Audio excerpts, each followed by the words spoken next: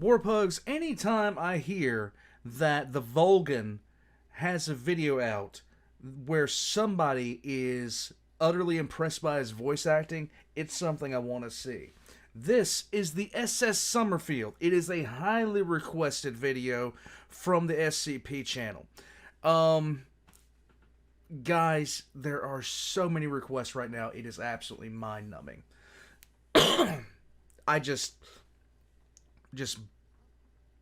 I'm blown away by how many requests there are. The SS Sommerfeld is a Keter class SCP.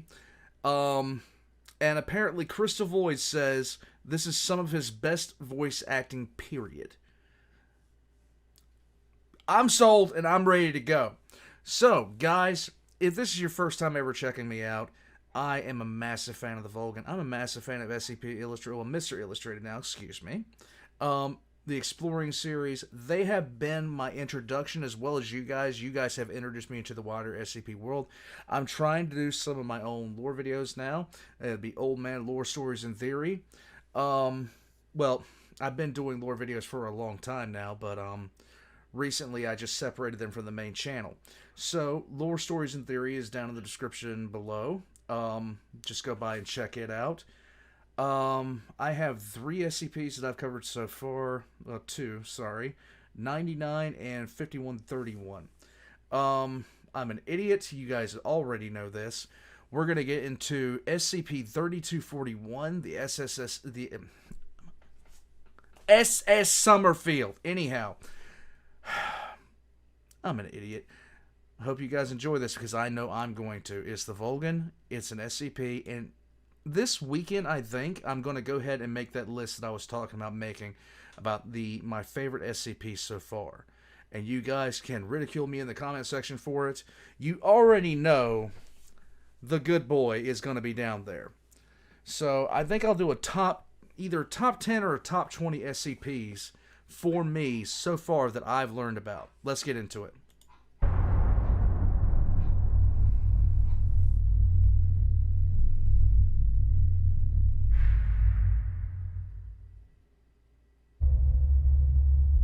Good afternoon, everyone.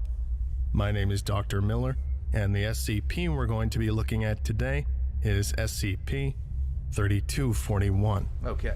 Object Class, Keter. Special Containment Procedures. SARC is to continue developing a safe and effective containment strategy for SCP-3241. Until such a strategy exists, procedures to contain SCP-3241 will focus on mitigation, observation, and the prevention of outside contact. Personnel are to cooperate with the JMSDF and other naval aeronautical authorities to enforce a 75-kilometer exclusion zone around SCP-3241. Wait a minute. Only found. Is this the one that duplicates itself? I don't know. Let me see. Foundation-operated vessels are permitted to enter this zone. Surveillance drones are to be deployed on a weekly basis into SCP-3241 to monitor its rate of expansion. Should this rate change, SCP-3241's current containment director is to be notified immediately. The use of SRAs within SCP-3241's exclusion zone is strictly prohibited, pending completion of the inquiry into the events on November 5, 2015.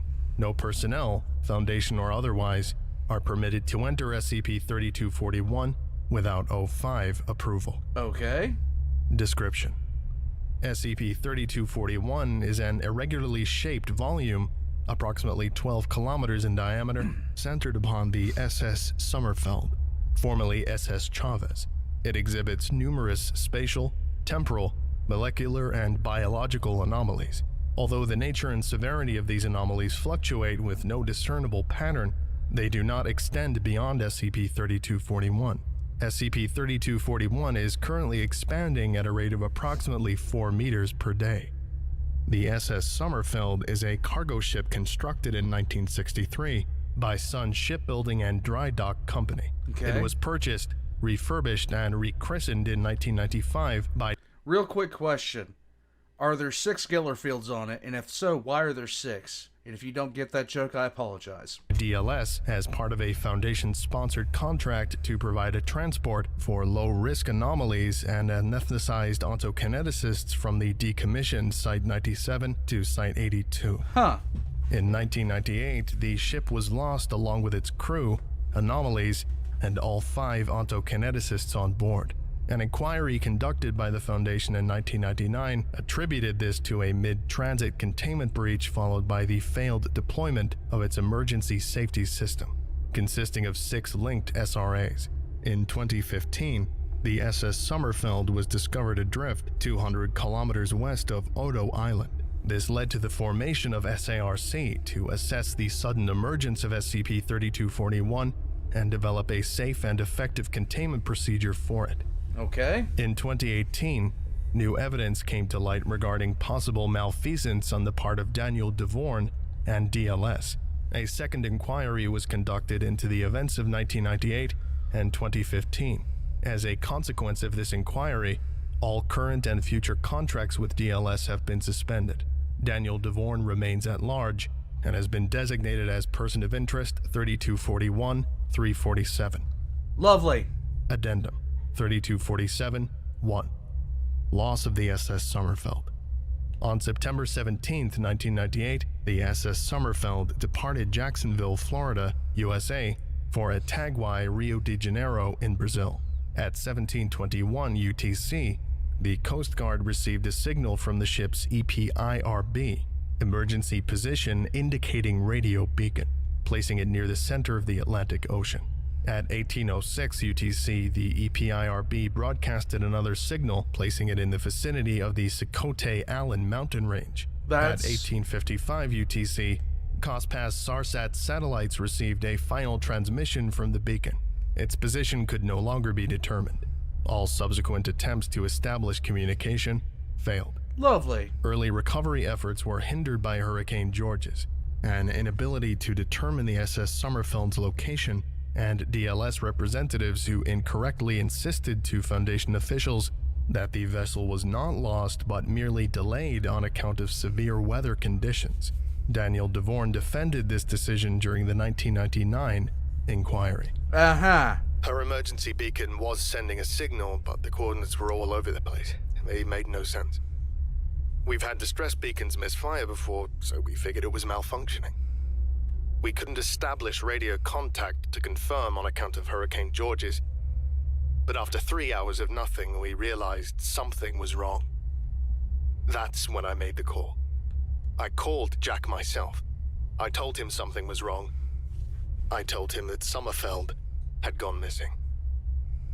Once the SS Sommerfeld was declared lost, the Foundation immediately mounted a joint search and rescue operation with help from UNDIC, United Nations Disaster Assessment and Coordination, the GOC, Global Occult Coalition, United States Coast Guard, Air Force, Air National Guard, and Navy. Search efforts concentrated on the ship's planned route and the 2 coordinates provided in its emergency broadcast. After an intensive 6-month-long investigation, no trace of the SS Sommerfeld was found. Addendum 3241-2. Initial inquiry. During the initial 1999 inquiry, Daniel DeVorn responded to questions regarding the possibility that the disappearance of the SS Sommerfeld was caused by a fault in its emergency SRA system. Look, I don't want to be rude, but that's nonsense. That's absolute nonsense. Our Scranton reality anchors have a near flawless track record. I'm listening for the pugs. They are rowdy right now. 1 second. They've seen extensive use throughout the Foundation. They're directly responsible for averting disasters every day. They save lives every single day. And we're developing better, more cost-effective SRAs every single day. What happened to the SS Sommerfeld was tragic, but it had nothing to do with our emergency safety system. What happened was, I don't want to blame your people. I'm sure their that's always a performance good was sign. exemplary. I've worked with you long enough to know you only hire the best of the best. But I do want to point out that you consistently refused to staff DLS technicians on site to provide immediate technical support. You wouldn't let us put any of our employees on that boat. You also have a history of your procedures. Have a history of deviating from the Scranton Reality Anchor Manual. The manual exists for a reason. We wrote it for a reason. If you follow it, they work fine. You know what? I have been in this guy's position a couple of times, and I gotta say, that sounds like a very reasonable argument to make. There's been too many times that I sit there and watch people do stuff that was completely and totally ridiculous, and then sit there and get mad that bad things happen. It's like, look, don't try to... You see how this thing is lifted and rated for only 3,300 pounds? Don't try to lift don't try to lift anything more than that. I don't care if you think you can take it. Things will happen. I'm not going to get into a story about a guy in a forklift who kept on blowing out a hydraulic hose and the eventual rage fest I had for it. The real tragedy is that this could have been averted had the Foundation been willing to let one of our DLS technicians on board the Sommerfeld. I'm certain they could have correctly deployed the Scranton Reality Anchors. Had the Foundation paid for...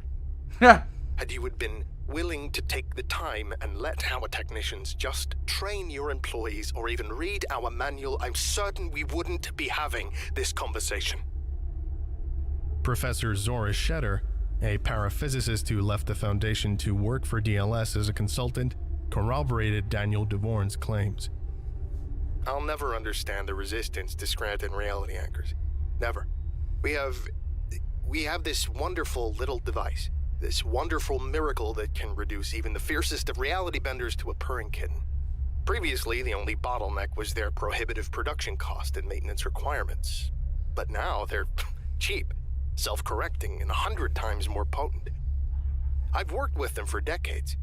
They've saved my life more times than I can count. If I ask for a show of hands right now, right here in this room, of how many of you have been saved by a Scranton Reality Anchor, I'd be shocked if I saw a single hand down. I really would. What happened to the SS Sommerfeld was terrible. My heart goes out to the victims. It really does. But our Scranton Reality... One second, I'm gonna go call the pugs down. They're angry. Just screaming. Just complaining. Love them, but hate them. Love them, but hate them. Once they get on the warpath, they don't come off it. Let's go. The anchors have been tested time and time again. We can account for everything. Everything except human error. One voice of dissent came from Professor Sherman Savory, a Foundation paraphysicist with a reputation for expressing skepticism toward SRAs. Okay. All right. For starters, they don't have a flawless track record. That's a load of bupkis. They have a pretty spotty one, actually, at best. Half the time, we can't even tell if they failed because when they do, reality gets rewritten. Lovely. Scranton Reality Anchors treat reality bending as a morphogenic field. They presume that these fields can be corrected and that you can unbend reality and revert the anomalous to a non-anomalous state. In short, SRAs presume anomalies fit into a larger system, a system we understand and can control. But what makes something anomalous? By its very definition, it's something that doesn't fit. Right. Something you can't control. We think we've found a way to suppress reality bending, but all we've really found is a type of reality bending that's strong enough to overcome others. The Scranton Reality Anchor is a tiger that we use to tame other tigers. We think we've domesticated it. We think it's our pet, but a pet tiger is still a tiger. True. You can cage it, train it, teach it cute tricks, but it's still a tiger. Right. It still has claws, and it still has fangs. And we've surrounded ourselves with them. God help us all if they ever go feral. Addendum 3241 3. Loss and recovery of the IRV Silent Spring. On August 12, 2015, contact was lost with the IRV Silent Spring. The vessel had been performing an oceanographic survey on behalf of Odo Island's fishing industry to determine the cause behind a recent and dramatic change in the behavior of Seriola quinquiradiata, Japanese amberjack or yellowtail. Initial attempts to locate the ship failed. Its transponder was non-responsive or otherwise outside of effective transmission range. 3 days later, Kansai International Airport intercepted a distress signal from the IRV Silent Springs EPIRB. After several failed attempts to establish communication, Japanese authorities deployed the ERRV Koyamaru to investigate. This effort was abandoned when an onboard radiometric sensor installed in the wake of the 2012 Fukushima Daiichi disaster detected small but significant levels of ionizing radiation from the vessel. Japanese authorities then contacted the Foundation, who mobilized Mobile Task Force Theta 5, the bigger boat, alongside Beta 7, Maz Hatters, to take the IRV Silent Spring into custody. I love that Jaws reference. I absolutely love it. Miguel Quinones, the acting CO of Mobile Task Force Beta 7 at the time, described his experience with the vessel during the 2018 inquest. So when the JMSDF called us, we figured it was just old man Jenkins up to no good. Happens a lot. Some freshly promoted bureaucrat panics or tries to pass their disaster off on us. We've even had a few cases where someone tries to make a perfectly normal problem look anomalous. This one time I heard a guy even... Right, sorry. Anyway, we're pretty sure we'd be finding a dead whale tangled up in a buoy or something. We still follow procedure, though. Complacency is what gets people killed. Yep. You learned that lesson day one. Came at it upwind to minimize exposure. It's a good thing, too. This stink alone could have dropped us all. It definitely wasn't a whale, but it didn't look like a boat either. It looked like a giant blob of rotting meat. A spongy, floating meat slab. Lovely. Snoopy picked up some static, but not a lot. We still took every precaution. We took a few extra ones just to be sure. We didn't have any clue what we were looking at. We didn't even know that there were... people?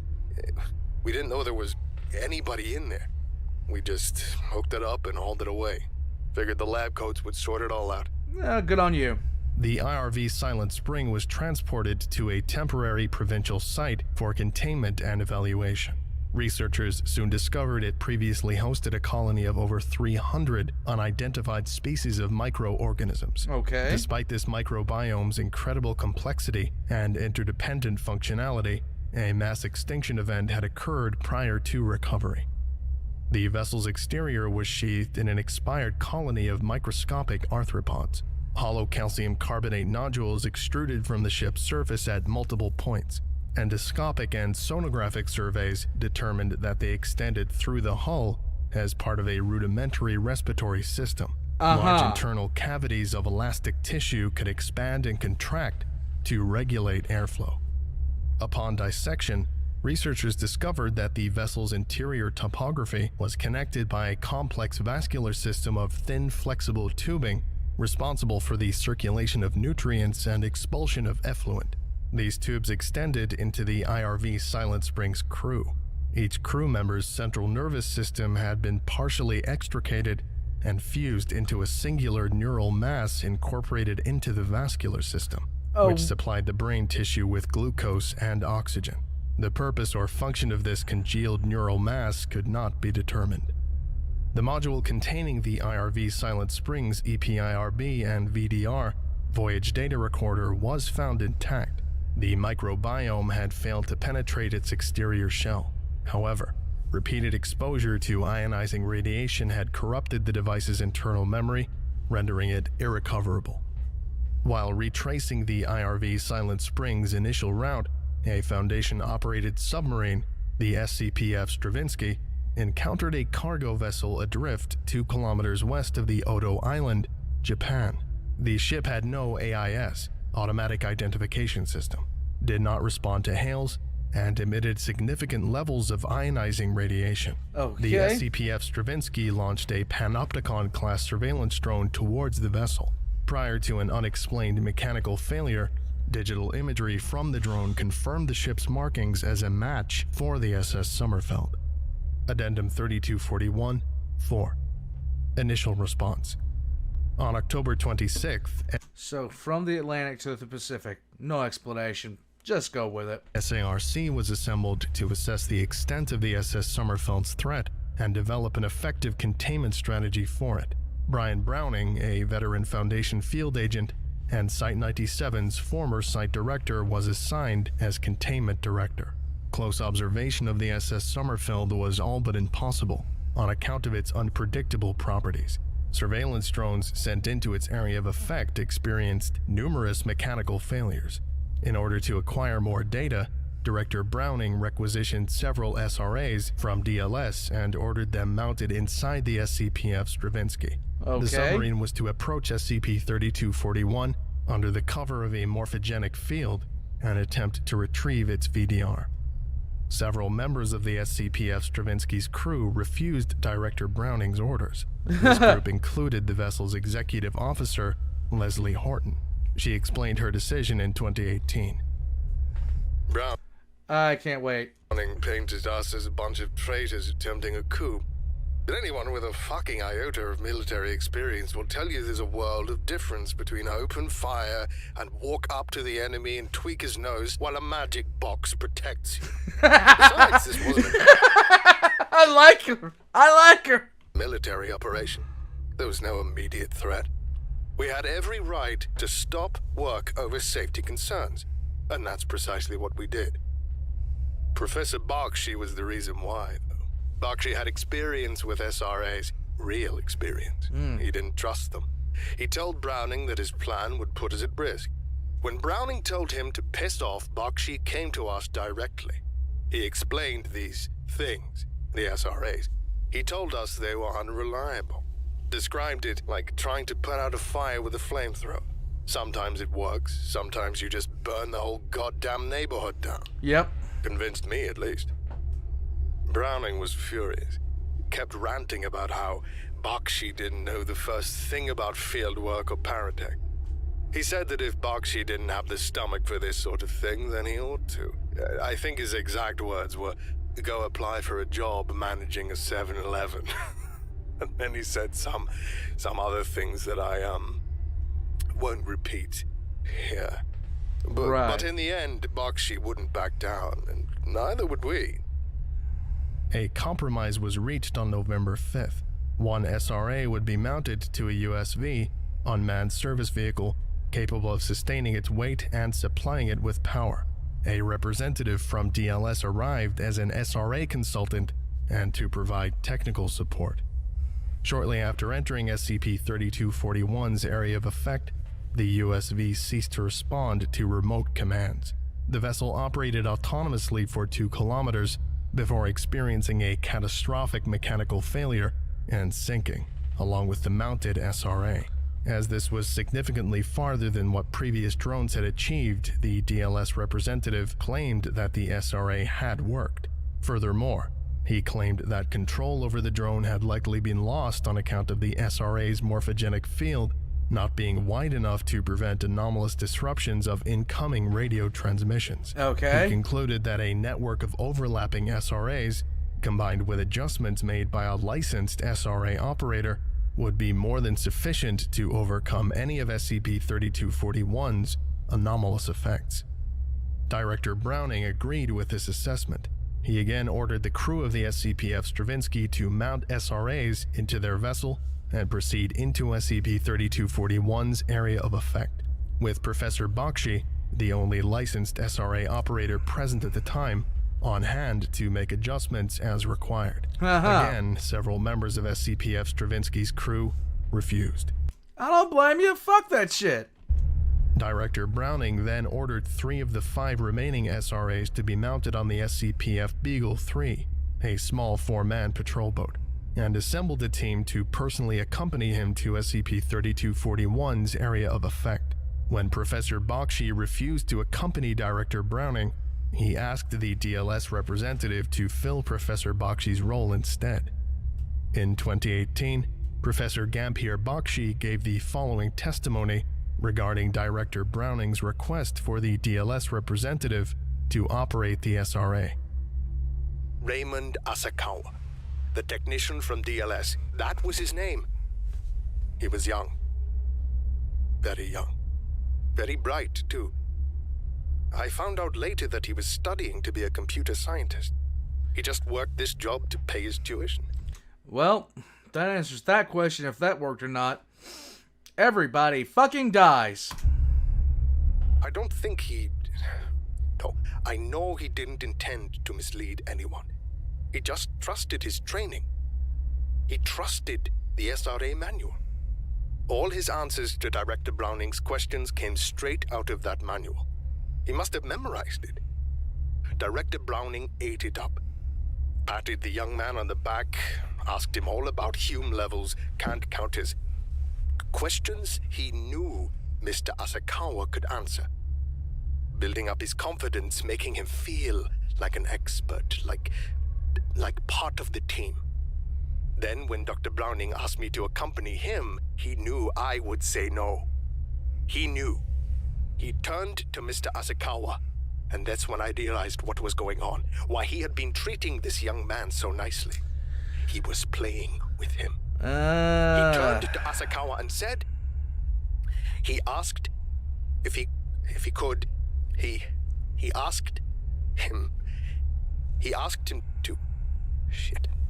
Sorry, I'm sorry, I don't usually, I need a moment, just give me a moment. It's been a long time since I've talked about shit.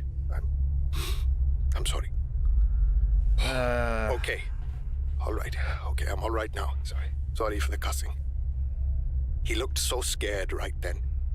Mr. Asakawa, I think he was starting to realize there was a very real danger here. But then Browning said something, I don't even remember what. Something about how back in the day they didn't have Scranton reality anchors, how they could have saved so many lives back then, how important Asakawa's work was. Something like that. Then Asakawa smiled and... You see, this is another... So, I have not up until this point ran into any reason to doubt Scranton reality anchors. Not once. And this is the first SCP, I think, where the validity of the SRAs has come into real question. And I'm actually really, really glad to see it. He was looking at me before, when he was scared. He was looking straight at me. He was expecting me to save him, and I could have. I could have saved him. I could have said no. I could have said absolutely not. I could have pulled that boy off the boat and told that fat racist fuck to go fuck himself. But I didn't. I was so angry at him. And yeah, this is really showing off the Volgun's range as far as voicing different characters, and I applaud. Browning put his pride before all of our lives. I wanted him to be punished. He deserved to be punished. And that's why Raymond Asakawa is dead. He asked me to save him, and I didn't because I was angry. I'm not sorry that Browning is dead. Fuck him. He deserved worse. Okay. But I am sorry about Raymond Asakawa. A day doesn't go by that I am not sorry about Raymond Asakawa. I let that happen. I let that young man die. It should have been me on that boat. I'm sorry. Fuck, I'm sorry. God, I'm so sorry. Director Browning boarded the SCP-F Beagle 3 with his team and approached SCP-3241. Out of the 4 team members, only Jackson Vokola, a veteran containment specialist, survived. We were about half a kilometer in when I realized something was wrong. It was this low keening noise behind me, like something was off with the engines. I started thinking about what I'd do if they went belly up. Couldn't risk swimming for it. Then I remembered the tow line. They could reel us back. That relaxed me a little. But that sound just kept getting louder and louder. Something felt off about it. Too shrill, not mechanical enough. I finally turned around and Yeah, wasn't the engines. It was a kid. The one DLS sent us. He'd been screaming for a while now. It wasn't hard to see why. What surprised me was that he could scream. Yay. Big chunks of him had turned into glass. You could see straight inside him, like somebody installed a bunch of windows, all over his body. There was this web of veins that wove through his guts like pink silk ribbons. When he moved, it made this horrible noise, crackling and popping like someone grinding their heel down into a sack of light bulbs. The glass started splintering. Jagged lines shot through him and bit into his innards. Blood trickled along the cracks and then dribbled out of him, real slow. Sanchez had turned inside out. He didn't seem to mind. I think he even winked at me. And Browning.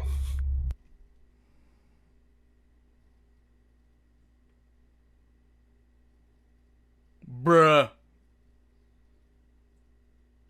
Nah. I'm not positive, but it looked like his bones were evaporating. His body was collapsing into a heap of loose, folded skin, like a pile of dirty laundry. This foul-smelling yellow smoke kept pouring out of his holes. I think the engines croaked at some point. The last thing I remember was them hauling us back as fast as they could.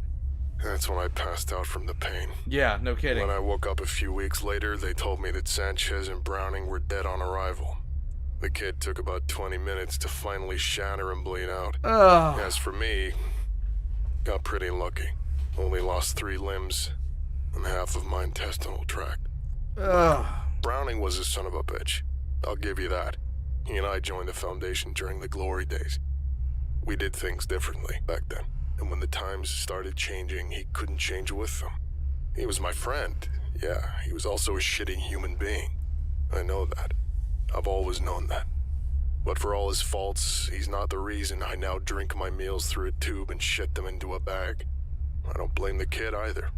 He wouldn't have come along for the ride if he didn't swallow this Scranton reality anchor horse shit just like the rest of us. Huh. And I sure as fuck don't blame Gambier Bakshi. As far as I'm concerned, that man is a goddamn saint. But Daniel DeVorn, I swear to God, if I ever lay eyes on that man, I will crawl out of this wheelchair and rip his fucking throat out with my bare teeth. Huh. It didn't do a goddamn thing. You hear me? Not a goddamn thing. If anything, it made things worse. None of the drones flipped inside out. None of them evaporated into smoke. None of them turned into fucking glass. No. They all just broke. It wasn't until we tried using his shitty products to contain his shitty boat that I ended up in this shitty chair. Wherever you are, Dr. DeVorn, you ought to get down on your knees and thank God Almighty that the Foundation has changed. Because back in my day, this story wouldn't end with some sort of fucking inquiry. It would end with you in an orange jumpsuit thrown in the deepest, darkest hole we could find. It would end with us laughing while we sipped ice-cold beers and made bets on how long it'd be before all our monsters got tired of your screams. Oh, shit. Addendum Okay. 3241, 5. Bruh. Recovered emails. On January 3rd, 2018, an anonymous source provided the Foundation with several terabytes of data taken from DLS's intranet. This data included numerous email exchanges between Daniel DeVorn and his staff in regards to the installation of the emergency SRA system in the USS Sommerfeld. Date 1604-1995. Subject regarding emergency SRA system. From Simon Chelkov to Daniel DeVorn. Okay. We can argue that correlation does not equal causation until you're blue in the face, Dan. But the correlation is 1-to-1 across the board for over 10 years. And even if it didn't correlate, it doesn't change the fact that every anchor out there, including the ones that have been in service for decades, are experiencing failure events with increasing regularity. Okay. Every new SRA we put into service increases the risk of another SRA failing. Right now, we are accounting for these increases in failure rates via an automated correction system. When one unit fails, two can adjust their morphogenic fields and suppress the faulty unit before it goes critical. We schedule monthly preventative maintenance to check for faulty units and quietly swap them out for other ones that won't turn your skin into acid or whatever. But that's just it. You need at least two clean units to stop a failed unit from going critical, which is why an emergency system with only 4 SRAs just isn't going to cut it anymore. That setup would have worked 20 years ago, sure, back when a single unit failure was a rare occurrence. But now, multiple units in a set fail all the time, and if 2 out of 4 fail, the other 2 won't be able to hold them back. They'll go critical.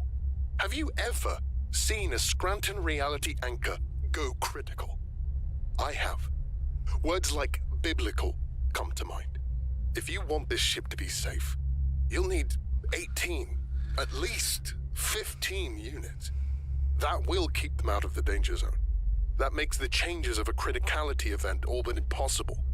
Install just 1 unit less, and you'll be putting everyone on board in harm's way. Following a review of these emails, Foundation investigators concluded that the loss of the SS Sommerfeld likely occurred as a result of a critical failure with its 6 on-board Scranton reality anchors. Furthermore, investigators went on to link over 20 separate containment breaches to similar critical SRA failures. This led to the 2018 inquiry into the loss of the SS Sommerfeld and the Foundation's ongoing reliance on SRAs for the containment of ontokineticists. 2 weeks prior to the start of the inquiry, Daniel DeVorn escaped Foundation custody.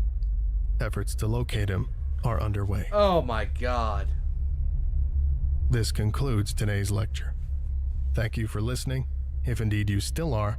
Of course and I you am. are all dismissed. Goodbye. Okay. So, this is the first... The one thing I like is that whenever something is introduced, there's a correction event that happens. And the Sommerfeld is the correction for the Scranton reality anchor. I love what they've done here. They have essentially given the Scranton reality anchor, it's no longer a cure-all for reality benders. It's no longer that. I love what they've done with it. So basically now the Scranton reality anchor actually has a threshold for how many of them can be built before they just become redundant, and they've rapidly approached that. They've rapidly approached that limit to the point where it's no longer considered feasible to use them. And I love that. That is such a good idea. Because I hate when a MacGuffin can solve all the problems. This SCP completely negates that. This SCP completely negates the SRA as the all-seeing, all-knowing reality bender stopper. I love it. So, here's my big question. What if the reality anchors themselves are drawing from one central source that is becoming exhausted? And when they fail, what happens? Oh my God. Guys, this is the reason I love SCP. Because even though certain things do get introduced, and even though these things that get introduced will have like new elements, old elements, the second that something starts getting out of hand, such as the Scranton reality anchors, someone will write something that countermands that. This was an outstanding SCP to learn about. The Volgun did an amazing job, as he always does, but this was more so because of the amount of characters that he voiced in this. Outstanding. This is the reason I really started liking SCP. This is the reason I think the Volgun is the best SCP presenter, period. Guys, check the description down below. The article was written by the Great Hippo. That's on the screen right now. Check the description down below for the Volgun's links. I highly recommend you subscribe to him. He's over 1 million subscribers. Once again, congratulations to the Volgun. But with all that being said, guys, SRAs are not your friend. They're not even good tools. God, I love how it corrects itself sometimes. Check the description down below for my links, including Patreon, everything else like that, Discord. And guys, I will see you all in the next one. I love SCP. I'll see you guys next time.